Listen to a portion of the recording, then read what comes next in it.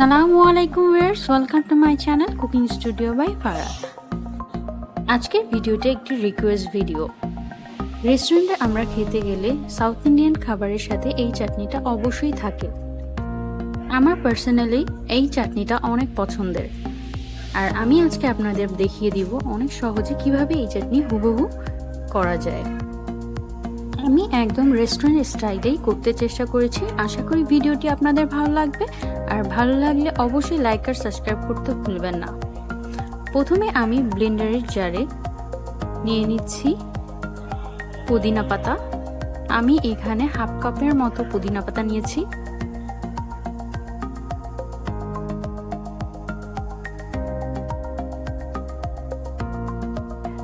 এরপর আমি নিয়ে নিচ্ছি কাঁচামরিচ 2টা, নিয়ে নিচ্ছি ধনেপাতা হাফ কাপ, এরপর দিয়ে দিচ্ছি নারকেল গুড় আমি কুচি করে নিয়েছি, এটা 1 কাপের মতো। দিয়ে দিচ্ছি 1 কাপ টক দই।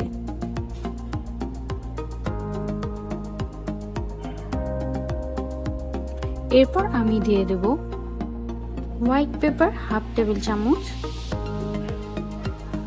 আপনারা চাইলে ব্ল্যাক পেপার ইউজ করতে পারেন।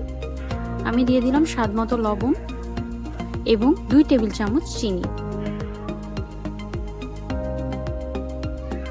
আমি দিয়ে দিব হাফ টেবিল চামচ টালা জিরার গুঁড়া। আমি জিরাটা একটু ভেজে গুঁড়ো করে নিয়েছি। এরপর আমি ব্লেন্ড করে নিব। বাস তৈরি হয়ে গেল আমার চাটনি।